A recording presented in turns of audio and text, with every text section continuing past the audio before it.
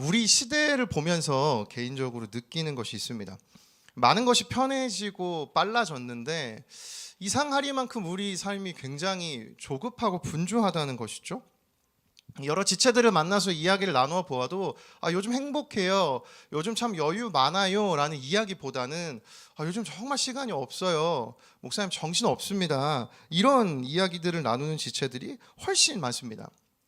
사실 이전 시대와 비교해 보면 연락을 하는 데 있어서 이전에는 누군가에게 연락하려면 전화를 걸었고 그 집에 그 지체가 없으면 부모님이 그 연락을 또 올 때까지 기억하셨다가 얘기를 하고 와서 나중에 전화가 오고 또 제가 없으면 또 연락이 안 되고, 한 지체랑 연락을 하는데도 친구랑 이야기하는데도 꽤 오랜 시간이 걸렸는데 이상하리만큼 그 시대보다는 지금 훨씬 뭔가 여유가 없어진 것 같습니다. 사실 정말 1초만 있어도 오늘 저와 여러분이 모두 함께 다 연락도 할 수 있고 또 대용량 파일 같은 것도 그냥 한순간에 보낼 수가 있고요. 심지어 클라우드 등과 같은 여러 편리한 것들이 많이 생겼음에도 불구하고 이상하리만큼 우리는 삶에 여유가 없는 것이에요. 이 MIT 쉐리 터클 교수가 쓴 책 중에요, 이 대화를 잃어버린 사람들이라는 책이 있는데요. 그 책에서는 우리가 이 소셜 미디어를 활용하는 시간이 늘어가고 있는데 그렇게 하다 보니 그에 따라 현실과 타인을 이해하는 공감 능력이 떨어지고 있다고 해요. 기술은 발전하고 있는데 뭔가 우리 마음은 이상하게 퇴보하고 있는 거죠. 그래서 시간이 갈수록 외부에서 일어나는 일이 사람의 정서와 생각 속에서 일어나는 일보다 비현실적으로 느껴지는 현상이 나타난답니다. 이와 같은 일이 왜 일어나는 것일까요? 여러 가지 이유가 있겠죠. 그런데 성경적으로 또 확실하게 이야기할 수 있는 본질적인 이유가 있습니다. 바로 그것은 세상이 지금 어긋나 있기 때문에 그런 것이에요. 우리는 복음에 대해 살펴보고 있습니다. 오늘은 죄에 대해서 함께 살펴보려 하는데요. 하나님이 만드셨던 이 세상의 시작은 굉장히 아름다웠어요. 어느 것 하나 부족함이 없었고 정말 하나님 허락하신 풍성한 기쁨이 가득한 곳이었는데 그 세상이 깨지기 시작한 순간이 있습니다. 바로 이 세상에 죄가 들어오면서부터 완벽했던 세상이 깨뜨려지기 시작을 했어요. 여기서 이 죄의 개념이 중요합니다. 여러분, 죄하면 가장 먼저 떠오르는 건 무엇인가요? 죄. 어떤 게 떠오르세요? 우리는 주로 죄하면 끔찍한 사건이나 혹은 심각한 행위들, 이런 것들이 떠오르죠. 근데 그건 죄의 결과예요. 이 원죄의 개념은 아닌 것이죠. 성경에서 말하는 죄는 그 원 의미를 파악해 보면요, 관역을 벗어났다는 뜻입니다. 그러니까 죄는 잔인하거나 죄는 악하거나 이런 게 아니라 죄는 만들어진 것을 벗어났다는 뜻이에요. 그래서 죄는 우리 인생뿐만이 아니라 이 모든 세상도 어긋나게 만들었습니다. 그래서 우리가 살아가는 시대가 뭔가 열심히 잘 되고 있는 것 같은데 이상하리만큼 어색함이 느껴지는 것이에요. 왜냐하면 죄가 세상에 들어온 이후부터 계속해서 무언가 어긋나고 있기 때문입니다. 기술은 발전하는데 인생은 어긋나고 있어요. 이 죄의 영향력이 성령의 시대에만 있던 것이 아닙니다. 우리가 살아가는 오늘 이 순간에도 우리의 세상에 죄의 영향력이 지금 가득하다는 것이에요. 이 시각으로 오늘 우리의 인생과 이 말씀을 살펴보기 원하는데요. 오늘 살펴보는 본문이 그 죄의 영향력의 이 절정을 보여줘요. 사실 이 본문은 전체적인 창세기의 흐름에서 읽어야 하는데요. 창세기는 1장부터 11장까지 오늘 우리가 읽은 본문까지 세상의 시작에 대해서 들려줍니다. 어떻게 세상이 시작됐고 그 세상에서 어떤 일들이 벌어졌는지를 들려주는데요. 아쉽게도 이 스토리는 비극이에요. 아담으로부터 죄가 시작이 됩니다. 하나님의 뜻으로부터 벗어나요. 하나님이 말씀하신 걸 지키지 않기 시작합니다. 그리고 그 이후에 아담의 후손인 가인이라는 사람이 등장해요. 그는 좀 더 끔찍한 죄를 저질러요. 자기 가까이에 있는 사람을 살인하죠. 바로 자기 동생인 아벨을 살인합니다. 좀 더 나아가서 라멕이라는 사람이 등장해요. 조금 더 죄가 심화돼요. 아무 관련 없는 모르는 사람을 라멕이라는 사람이 살인합니다. 이후에 창세기 6장, 7장, 8장 갈수록 이 인류는 점점 더 죄가 심화되는 모습을 보여줘요. 성경은 사람의 죄악이 세상에 가득하고 마음으로 생각하는 모든 계획이 항상 악하다고 할 만큼 그 죄가 점점 심화되어 갑니다. 그리고 그 심화되는 죄의 절정의 모습이 오늘 본문이에요. 오늘 본문 1절부터 4절을 한번 보겠습니다. 온 땅의 언어가 하나요 말이 하나였더라. 이에 그들이 동방으로 옮기다가 시날 평지를 만나 거기 거류하며 서로 말하되 자 벽돌을 만들어 견고히 굽자 하고 이에 벽돌로 돌을 대신하며 역청으로 진흙을 대신하고 또 말하되 자 성읍과 탑을 건설하여 그 탑 꼭대기를 하늘에 닿게 하여 우리 이름을 내고 온 지면에 흩어짐을 면하자 하였더니. 그냥 읽었을 때 이 본문은 큰 잘못된 모습이 없죠. 지금 온 인류가 아름다운 공동체를 이뤘어요. 여러분, 한 마음이 되었습니다. 모두가 시날 평지에 모였어요. 그리고 우리 이제 흩어지지 말고 여기 모여서 성을 만들자, 탑을 쌓자. 지금 이들이 내린 결론이 이겁니다. 근데 이들의 결정이 내포하고 있는 중요한 의미가 있어요. 오늘 그것을 같이 살펴보려고 합니다. 이 본문에서 제가 발견한 어긋난 삶의 증상을 나누려고 하는데요. 그 첫 번째 어긋난 삶의 증상은 우리 이름을 내고 곧 자기 중심성입니다. 이 시대의 인류는 바벨탑을 지어서 자신들의 이름을 내고 싶어 했어요. 우리 이름을 내고. 이들이 지은 탑이 여러분 어떤 탑인지 아십니까? 바벨탑은요 단순히 그냥 탑이 아니에요. 이 탑은 지구라트, 그러니까 곧 신을 섬기는 신전을 의미합니다. 그러니까 지금 인류가 하나님이 아닌 다른 신을 내가 선택하겠다는 의미죠. 하나님을 위해 지은 것이 아니에요. 뭔가 내가 섬기고자 하는 신을 위해 지금 이 신전을 짓겠다는 것입니다. 뿐만 아니라 이 탑을 지금 어디까지 만들겠나 이들이 만들겠다고 이야기했냐면 하늘 꼭대기까지 닿아서 하나님이 계신 그 하늘까지 우리가 만들겠다. 여러분, 이것이 의미하는 것이 무엇일까요? 우리가 그 하나님의 자리까지 가겠다는 의미입니다. 이 두 의미의 공통점이 무엇이죠? 모든 중심에 지금 내가 있다는 것이에요. 내가 섬길 신 내가 선택하겠어. 내가 앞으로 하고 싶은 것 저 하늘의 자리에 내가 오르겠어 라고 이들이 지금 나의 생각에 가득 채워져 있다는 것이죠. 인생을 살아가면서 저와 여러분은 가장 원하는 것 중에 하나가 우리의 이름을 남기는 것입니다. 여러분 혹시 검색창에 여러분 이름 검색해 보신 적 있으세요? 뭐가 나오는지 두렵기도 하고 기대가 되기도 하고, 그렇죠? 왜 우리는 그런 의미 없는 일을 하고 있을까요? 우리가 바라는 어떤 소망이 있어서 그런 것 아닐까요? 아, 내가 좀 더 알려지면 좋겠다. 곧 우리는 성공을 추구하죠. 그토록 열심히 노력하는 이유는 성공하고 싶기 때문 아닙니까? 학교에 이름을 남기고, 여러분 그토록 열심히 취업 준비한 이유는 무엇이죠? 회사에 이름을 남기고, 더 나아가서 나의 이름을 남기고 싶어 해요. 이 시대에 말이죠. 여러분 어떠세요? 왜 우리가 치열하게 인생 살아가고 있을까? 이날 이 바벨탑을 쌓은 사람들과 우린 다르지 않습니다. 나의 이름을 내기 위해 지금 최선을 다해 달려가고 있는 것이죠. 성공을 향한 멈추지 않는 욕망, 이와 같은 욕구는 우리 모두에게 있습니다. 여러분, 이 욕구에 우리가 진지하게 한번 질문해 볼 필요가 있어요. 정말 성공하면 그 끝엔 만족이 있을까요? 여러분, 미국의 팝스타 중에 마돈나를 아실 겁니다. 너무나 한 시대를 풍미한 스타인데, 이 한 책에서 마돈나의 고백이 있었어요. 제가 한번 들려드리겠습니다. 나는 엄청난 의지의 소유자이지만 여태껏 내 모든 의지는 늘 끔찍한 열등감을 극복하는 데 있었다. 열등감의 주문을 깨면 당장은 특별한 사람이 되지만 다시 무대에 서면 내가 평범하고 재미없어 보인다. 늘 그 반복이다.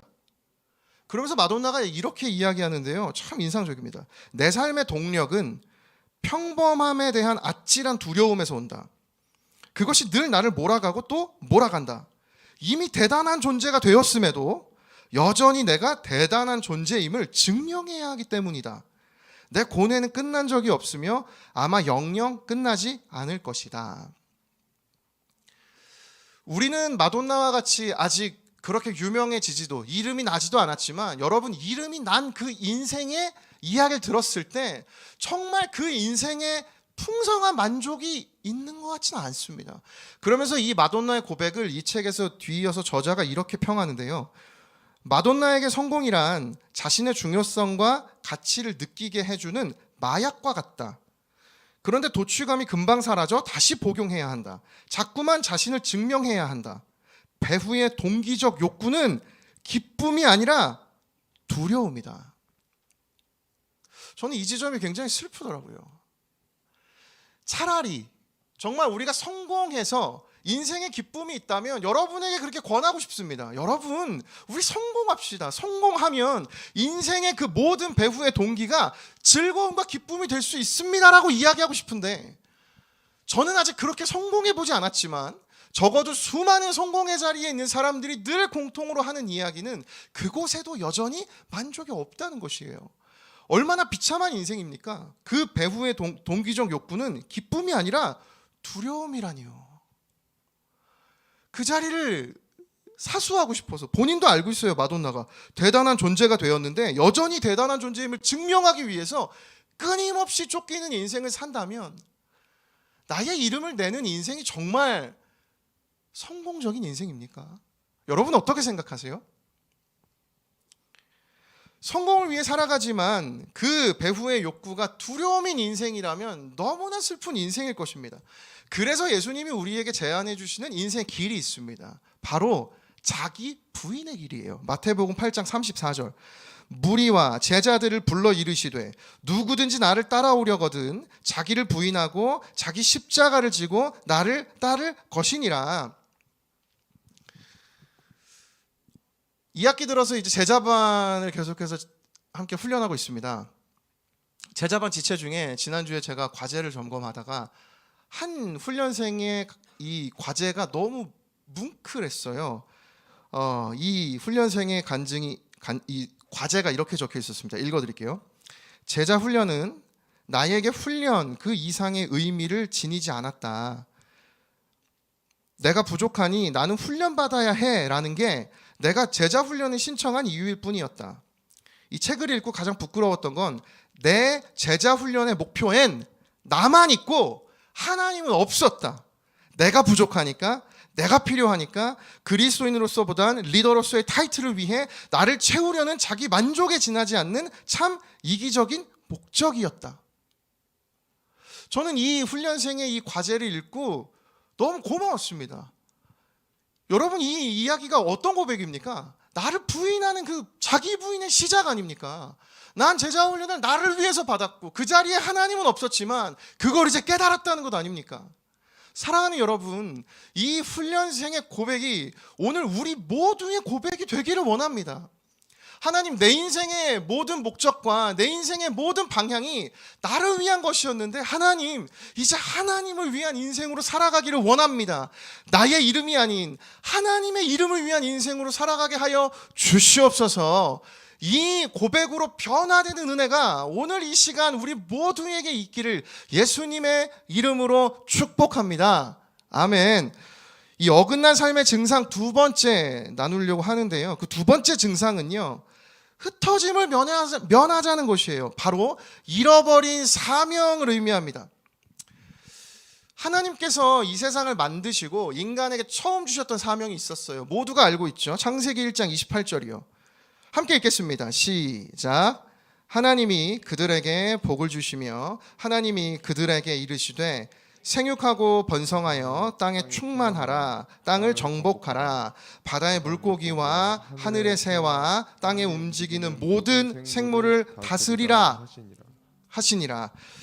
사랑하는 여러분, 원래 우리 인생은 하나님께서 이 세상을 만드시고 모든 인류에게 주셨던 사명이 있었어요. 우린 이제 그걸 죄가 들어온 이후부터 잃어버린 것뿐이지 원래 주어졌던 사명이 있습니다. 그건 땅에 충만해서 이 모든 땅을 아름답게 다스리라는 것이었어요. 하나님이 만드신 것인데 하나님이 관리하셔도 되는데 그걸 우리에게 맡기신 겁니다. 성경에서는 청직이라고 하죠. 주인의 것을 대신 맡아 관리하는 위탁 관리인이에요. 여러분, 우리는 이 세상을 하나님 맡겨주신 존재예요. 이것이 우리의 사명이었다는 것이죠. 자, 여러분, 우리는 이 사명을 잘 이 시대에 감당하며 살아가고 있습니까? 시대가 흘러갈수록 이 시대의 키워드 중에 하나는 환경이 되고 있죠. 사실 지구온난화, 멸종 동물의 위기, 환경 파괴와 같은 이 많은 것들은 사실 우리가 관리해야 하는 세상인데 우리의 욕심 때문에, 우리의 어떤 이기심 때문에 우리는 관리해야 할 세상을 오히려 착취하고 있죠. 그래서 우리의 욕심으로 인해서 세상이 아름답게 관리되는 것이 아니라 파괴되어져 가고 있습니다. 여러분이 굉장히 이상한 일 아닙니까? 근데 우리는 잘 모르고 살아가요. 어렴풋하게나마 우리 안에 양심이 남아있어서 뭔가 환경을 지켜야겠다는 생각은 있지만 그 사명까지는 떠오르지 않습니다. 근데 우리에게 원래 주어진 사명은 이 세상을 아름답게 관리하는 것이에요. 사랑하는 여러분, 사랑하는 청년 여러분, 여러분이 앞으로 여러분의 전공 분야, 여러분이 앞으로 일할 그 사회 분야에서 저와 여러분이 해야 할 일은 무엇인가? 그 깨어진 세상을 다시 회복하는 역할이 우리 크리스천의 역할이에요. 의료계를 통해서, 교육계를 통해서, 여러분과 저에게 주어진 이 모든 분야를 통해서 우리가 해야 할 역할은 깨뜨려진 세상을 다시 변화시키고 회복시키는 것이죠. 여러분이 회복을 꿈꾸고 싶지 않으세요? 원래 맡겨진 사명을 위해 살아가면 어떤 일이 벌어질지 기대가 되지 않으세요? 그런데 오늘 본문에서 놀랍게도 이 사명을 거스르는 행위가 나타나요. 바로 바벨탑을 쌓기 위해서 모든 인류가 시날 평지에 모여서 흩어지지 않겠다는 겁니다. 사랑하는 여러분, 이건 단순히 그냥 탑을 쌓기 위한 의지가 아니라 하나님이 주신 사명을 거절하겠다는 뜻이에요. 땅에 충만하지 않겠습니다. 더 이상 이 땅에 우리가 퍼지지 않겠습니다. 우리 여기 거류할 겁니다. 그리고 당신에게 도전할 겁니다. 당신이 준 사명을 나에게 지워버리겠습니다라는 엄청난 도전인 것이죠. 자기 중심성으로부터의 결심 아닙니까? 오늘 나는 하나님의 그 사명을 위해 살아가고 있습니까?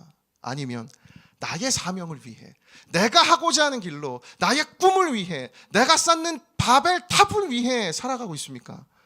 여러분, 오늘 이것을 다시 돌아보아야 해요. 여러분, 오늘 어떤 사명을 위해 살아가고 계십니까?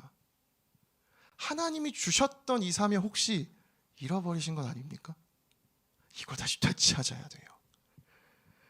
우리는 모두 우리의 이 생각, 이 설교를 들을 때 우리는 모두 어려움에 직면해요. 벗어나고 싶은데, 너무 알죠, 목사님. 나도 그걸 벗어나고 싶은데, 이 어긋난 걸 다시 제대로 맞추고 싶은데 그걸 맞출 수가 없습니다. 어떻게 해야 하죠? 이 본문 가운데 어긋나버린 이들의 삶의 모습을 하나님께서 회복시키시는 본문이 있어요. 하나님이 행하신 일이 있습니다. 바로 5절인데요. 여호와께서 사람들이 건설하는 그 성읍과 탑을 보려고 내려오셨더라.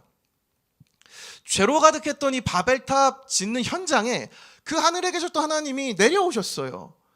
저는 사실 이 구절이 두 가지 의미로 다가왔는데, 첫 번째 감동이었습니다.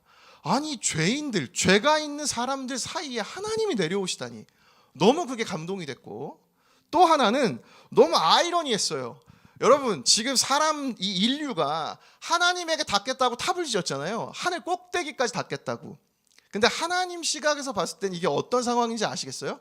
안 보이는 겁니다. 저 밑에 있어요. 그러니 보려고 내려오신 거예요. 여러분, 여기서 뭐가 느껴지세요? 나의 어떤 한계가, 하나님과의 차이가 여실히 느껴지지 않습니까? 나 하나님께 닿겠다고, 그 하늘 꼭대기까지 가겠다고 탑을 쌓아 올렸는데 기껏해야 하나님 보시기에는 보이지도 않는, 내려와야만 볼 수 있는 이 아이러니함이 오늘 본문 가운데 숨겨져 있는 것이죠. 하나님과 우리의 차이는 정말 극명하게 차이가 납니다. 아니 뭐 이것을 알 수 있는 사실이 있죠. 여러분, 전 참 신기한 생각이 들었어요. 오늘 설교를 준비하면서 여러분에게 묻겠습니다. 여러분 정말 하나님과 같은 존재가 되고 싶으세요? 아니면 여러분 진짜 하나님 되셨다고 생각해 보십시다. 뭐 예전 같으면 그 짐 캐리가 그 주연했던 브루스 올마이티 뭐 이 얘기를 하겠지만 이제 이 영화는 이제 완전 이제 보지도 않았잖아요. 그죠? 얘기도 하고 싶지 않아. 그냥 이렇게 생각해 보자고. 자, 저와 여러분이 하나님이 됐습니다. 하나님이 된다는 건 무엇을 의미하는가? 세상에 모든 걸 다 알고 있다는 의미예요. 저는 SNS나 이 기술이 발달해서 우리가 엄청난 정보를 알게 됐죠. 굳이 몰라도 되는 수많은 이 세상의 사건 사고들을 이제는 너무나 편리하게 우리가 접할 수 있습니다. 근데 제가 설교를 준비하면서 깨달은 게 무엇인가? 그 정보를 접한 제 마음이 두렵다는 것이에요. 여러분 어떠세요? 세상에 벌어지는 수많은 일들을 다 알고 계시잖아요. 그죠? 지금도 어저께 밤에 뭐 미국에서 뭐 무슨 아르헨티나에서 뭐 세계 곳곳에서 벌어질 일 다 알고 계시잖아요. 여러분 그걸 다 알고 계실 때 어떤 기분이 드세요? 와, 이렇게 하면 될 텐데 저렇게 하면 될 텐데 답답해라. 이렇게 하면 되는 거 아니야? 라는 마음이 드세요? 아니면 조심해야겠다. 예를 들어 저는 후자에 훨씬 가까워요. 어떤 사건 사고를 볼 때마다 이런 일도 벌어질 수 있구나, 조심해야지. 여러분 여기서 이미 우리는 하나님과 비교할 수 없는 작은 존재예요. 만약 우리 안에 그런 능력이 있다면 그 문제를 보고 해결하고 싶은 마음이 들어야 할 텐데 우리는 그 사건 사고를 감당할 수 없기에 알면 알수록 두려워지는 겁니다. 왠지 아세요? 감당할 수 없으니까요. 너무 아이러니하지 않아요? 알면 알수록 두려워하는데 알고 싶어 해요. 이거 뭘까요? 너무 신기하지 않아요? 전 여기서 많은 의문이 풀렸어요. 진짜 우리는 뭔가 지금 꼬일대로 꼬여있는 존재다. 더 알고 싶어 해요. 사랑하는 여러분, 제가 여러분에게 늘 말씀드리는 건 모르는 게 약입니다. 아는 순간 보일 수밖에 없고, 아는 순간 책임질 수밖에 없고, 아는 순간 그것에 대해서 마음이 갈 수밖에 없어요. 차라리 모르는 게 낫죠. 근데 우린 자꾸 알고 싶어 해요. 왜 그럴까요? 그게 어쩌면 하나님이 되고 싶은 마음일지 모릅니다. 슬픈 사실은 내가 하나님이 될 수 없어서 그걸 감당할 수 없다는 거죠.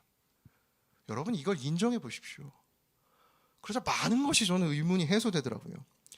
이처럼 우리는 하나님이 되기에 너무 작은 존재예요. 그래서 하나님이 내려오셔서 이 바벨탑을 쌓는 사람들에게 버려주신 일이 한 가지 있습니다. 11장 9절인데요. 같이 함께 읽겠습니다. 시작.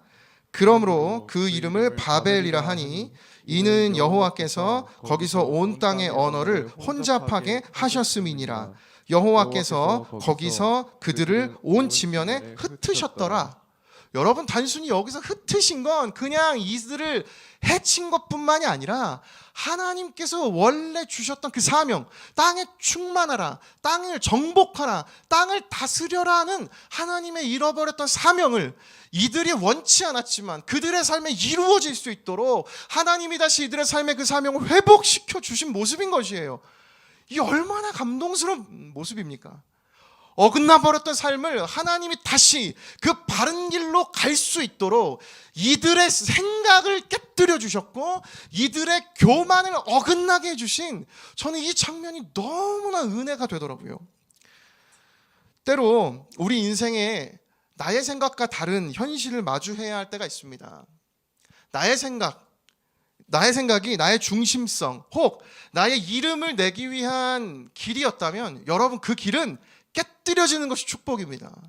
오늘 이 예배를 통하여서 이 어긋난 삶의 증상을 통하여서 우리 삶을 돌아보면 좋겠습니다. 오늘 나는 정말 나의 이름을 위해 달려가고 있는 건 아닌가? 하나님 주신 사명을 완전히 잃어버린 인생 아닌가? 그렇다면 여러분, 오늘 우리가 누릴 수 있는 가장 큰 축복은 내 안에 나의 중심성과 나의 생각이 깨뜨려지는 축복인 줄을 믿습니다. 지난주 설교의 표현으로 전율의 시간을 거쳐서 그것들이 깨뜨려지는 축복을 우리가 누리기를 원합니다. 그래서 내 삶이 어긋나는 것이 아니라 내 욕심이 어긋나고 나의 생각이 어긋나서 내 삶이 다시 바른 길로 향하는 은혜를 누리기를 예수님의 이름으로 축복합니다. 설교를 준비하면서 이와 같은 삶을 살아간 야곱이 떠올랐는데요. 야곱도 마찬가지였어요. 야곱이라는 사람의 이름은 붙잡는 자라는 뜻입니다. 야곱은 끊임없이 쟁취하며 살아가요. 그의 삼촌 라반의 집에서 재물을 붙잡고 자기가 사랑하는 여인을 어떻게든 붙잡고 자기 삶에 이루고자 하는 걸 모두 붙잡습니다. 근데 그 야곱이 붙들던 모든 것을 놓아야만 했던 순간이 있어요. 그것이 언제인가? 창세기 32장 25절 말씀입니다. 쉬운 성경으로 화면을 보고 같이 읽겠습니다. 시작. 그 사람은 야곱을 이길 수 없다는 것을 알고 야곱의 엉덩이 뼈를 쳐서 엉덩이 뼈를 어긋나게 만들었습니다. 하나님이 천사를 보내셔서 야곱과 씨름하심으로 야곱의 생각이 깨뜨려지고 야곱의 교만이 어긋나게 하셔서 야곱으로 하여금 하나님만을 의지할 수 있게 하는 인생으로 변화시켜 주신, 그래서 이 이후에 야곱의 그 성숙한 인생의 변화를 경험하게 하셨다면 오늘 우리에게도 이 은혜가 필요합니다.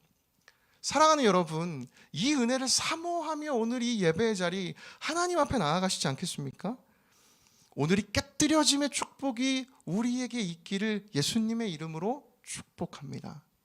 말씀을 맺으려고 하는데요, 저의 인생에도 이와 같은 일들이 늘 벌어져요. 여러분, 지난 한 주 어떻게 사셨나요?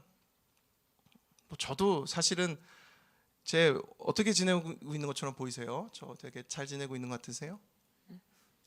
저 되게 잘 지내고 있습니다만 또 인생에 늘 잘 지내는 것만 있겠습니까? 저도 내면에 갈등이 있고 저의 생각의 방향이 있고 최근에 참 개인적으로 제가 생각했던 어떤 방향과 완전히 다른 방향으로 흘러가는 인생을 마주하는 이때에 하나님이 이 말씀을 주시니 저에게 너무나 큰 은혜가 되더라고요.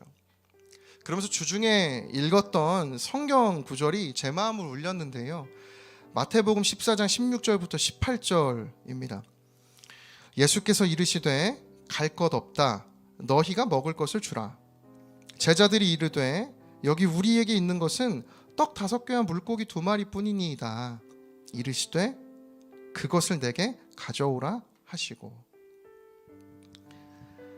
제 자신의 한계를 참 많이 경험했던 지난 한 2주의 시간인데요, 특세를 경험하고 특세를 통해 은혜를 얻고, 사실 이 설교는 여러분 들으라고 전하는 것인데 준비하다 보면 결국 저를 위한 설교가 돼요. 지난주에 나눴던 그 전율의 시간, 여러분 힘들라고 제가 그 말씀 선포하는 게 아니라 제가 그 시간을 견뎌내야 하기에 저에게 주시는 마음이에요. 오늘 똑같습니다. 여러분, 오늘 저와 여러분이 혹시 바벨탑을 쌓는 이 인류와 같은 인생 살아가고 있지 않습니까? 내가 가고자 하는 삶의 방향이 나의 이름을 내고 하나님의 사명과 다른 흩어짐을 면하고자 하고 싶어서, 여러분 어떠세요? 그 하나님 앞에 서니 초라해서 오늘 이 제자들처럼 제가 말씀드린 게, 하나님 제가 여기 빈들에 있는 사람들 먹일 능력이 없습니다. 예수님 저에게 말씀하시는 거죠. 너희가 먹을 것을 주라. 능력이 없어요. 너무 두려웠어요. 근데 이 말씀 뒤에 예수님이 저에게 들려주신 그 말씀이 너무 은혜가 됐습니다. 예수님, 저 떡 5개랑 물고기 2마리밖에 없는데요. 그때 예수님이 무엇이라 말씀하십니까? 그것을 내게 가져오라. 사랑하는 여러분, 저와 여러분의 한계에 직면해서 하나님 앞에 보잘것없는 인생 같은 우리의 한계를 들고 예수님께 드리기를 원합니다. 하나님, 제 생각이 여기까지인데 나를 하나님의 생각으로 변화시켜 주시옵소서. 나에게 믿음을 주셔서 하나님의 사명을 위해, 잃어버린 사명을 위해 달려가게 하여 주시옵소서. 우리 그 마음 가지고 함께 이 시간 찬양하며 나아가기 원합니다. 함께 고백하며 나아가겠습니다. 주님, 제 마음이, 주님, 제 마음이 너무 둔해서 주님을 볼 수 없습니다. 이 땅에 속하여 이 땅만 보다가 주님 손을 놓쳤습니다. 나는 나 그대로 왔는데 왜 주저앉게 되었나. 나는 청지기인데 언제부터 내 삶의 주인이 되어버렸나. 믿음이 없이는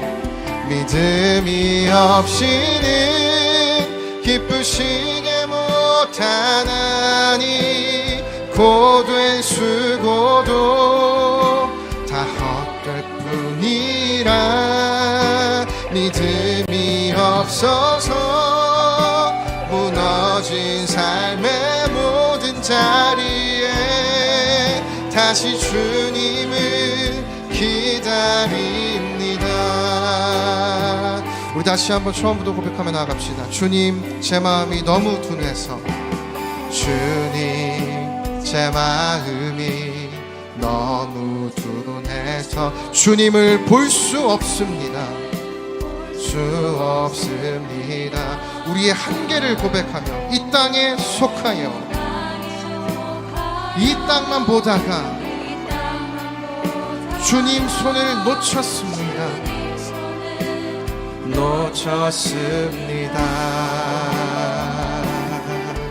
나는 나그네로 왔는데 왜 주저앉게 되었나. 나는 청지기인데 언제부터 내 삶의 주인이 되어버렸나. 우리의 마음의 고백으로 믿음이 없이는 기쁘시게 못하나니 고된 수고도 다 헛될 뿐이라. 믿음이 없어서 무너진 삶의 모든 자리에 다시 주님을 기다립니다. 믿음이 없이는 기쁘시게 못하나니 고된 수고도 다 헛될 뿐이라. 믿음이 없어서 무너진 삶의 모든 자리에 다시 주님을 기다립니다. 우리의 한계를 고백하며 믿음이 없이는 기쁘시게 못하나니 고된 수고도 다 헛될 뿐이라. 믿음이 없어서 무너진 삶의 모든 자리에 다시 주님을 기다립니다. 이 시간 합심하여 기도할 때 하나님 아버지, 오늘 이 예배의 순간을 통하여서 나의 생각과 나의 욕심이 깨뜨려지는 축복을 허락하여 주시옵소서. 주여 한번 외치고 함께 기도하며 나아갑니다. 주여. 살아 역사하신 하나님 아버지, 오늘 이 자리 가운데 하나님 앞에 예배드리고 나온 주의 청년들이 있습니다. 하나님, 오늘을 살아가는 우리가 너무나 너무 분주한 삶의 무게 때문에 하나님, 내가 오늘 어떤 삶을 살아가고 있는지, 내 삶이 어긋나 버려 있는 것은 아닌지 그것조차 깨닫지 못하는 너무나 분주한 인생을 살아가고 있습니다. 하나님, 오늘 나의 이름을 내기 위해 살아가는 것은 아닌지 돌아봅니다. 하나님의 이름을 위해 살아가고 우리의 영원한 이름이 되신 예수 그리스도를 붙들고 나아가야 하는 그 원래의 사명을 붙들 수 있도록 하나님, 오늘 나의 생각을 깨뜨려 주시고 교정시켜 주시옵소서. 하나님, 오늘 내가 가지고 있는 나의 삶의 방향과 나의 결단과 나의 결과가 깨뜨려지는 축복을 허락하여 주시옵소서. 하나님, 그 은혜가 우리에게 있기를 원합니다. 하나님, 일하여 주시고 역사하여 주시옵소서. 은혜를 베풀어 주시옵소서. 기도할 분들 기도하시고 고백하며 나아갑니다. 믿음이 없이는 기쁘시게 못하나니 고된 수고도 다 헛될 뿐이라. 믿음이 없어서 무너진 삶의 모든 자리에 다시 주님을 다시 고백합니다. 믿음이 없이는 주님 기쁘시게 못한 주를 찾는 자, 주를 찾는 자 반드시 만나리 믿음이 없어서 무너진 삶의 모든 자리에 다시 주님을 선포합니다. 주님을 보게 하소서. 나를 붙드소서. 내 뜻과 내 생각 내려놓고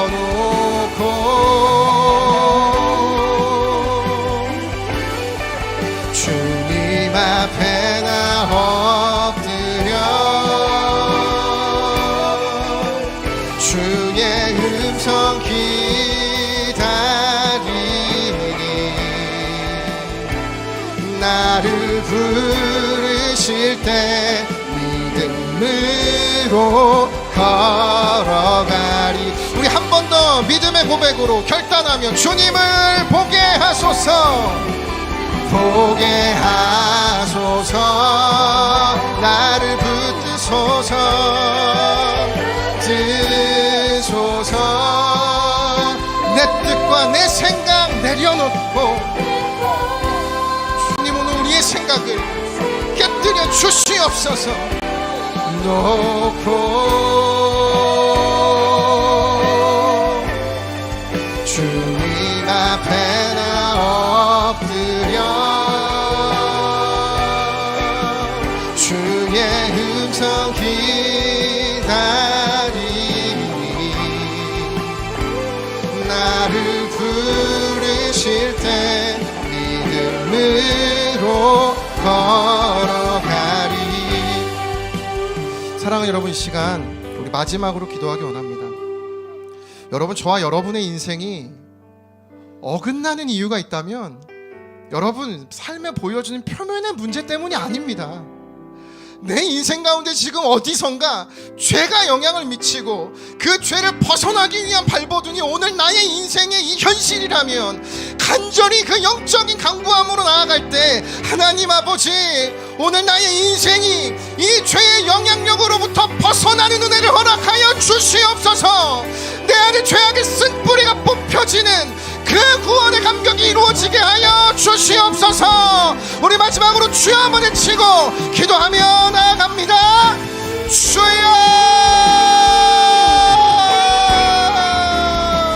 주여.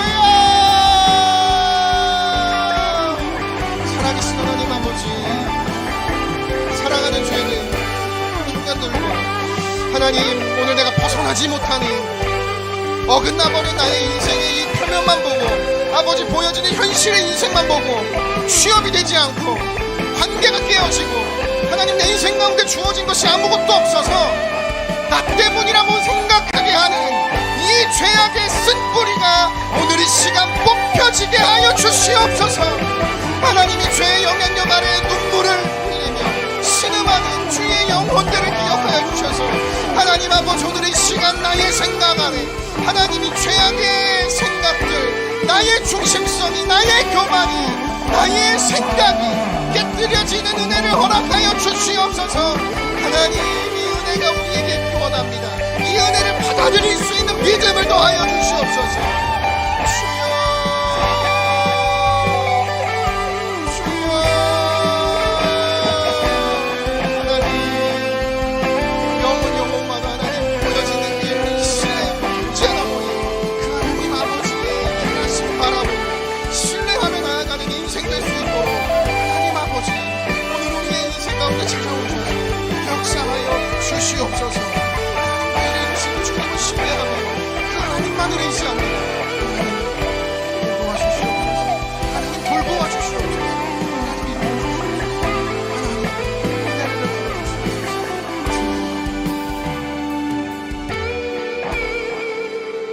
살아계신 하나님 아버지, 바벨탑 사건이 벌어진 이후로 우리에겐 희망이 없는 것 같지만 이 본문 이후에 하나님 아브라함을 선택하셔서 하나님의 구원을 시작하신 것을 기억합니다. 하나님, 오늘 우리의 인생을 바라보고 내 삶을 바라볼 때 그저 죄악의 쓴뿌리가 가득하고 무기력하고 하나님 앞에 너무나 죄인의 모습인 우리 자신을 보며 절망하고 낙심하지만 예수 그리스도를 선택하시고 그분의 십자가 은혜로 우리를 건져주신 것을 믿습니다. 하나님, 우리가 살아가는 인생 가운데 나의 노력과 나의 열심이 아니라 나를 건져주신 그 은혜를 의지하여 어긋나 있는 내 삶이 다시 하나님의 영적인 원리와 질서에 맞추어 하나님 허락하시는 기쁨을 마음껏 누리며 살아가는 인생 되게 하여 주시옵소서. 이것을 깨닫는 영적인 시각을 주시고 깨뜨려짐의 축복을 축복으로 여길 수 있는 믿음을 주셔서 오늘 한 걸음 더 그 예수 그리스도를 닮아가는 우리 모두가 되게 하여 주시옵소서. 감사드리며 지금은 우리 구주 예수 그리스도의 은혜와 하나님 아버지의 사랑과 성령의 교통하심이 오늘 이 자리 가운데 깨어짐의 축복을 구하며 그 깨어짐의 축복에 감사하며 감격하는 이 자리에 모인 모든 하나님의 사람들과 항상 함께 하시기를 간절히 축원하옵나이다. 아멘.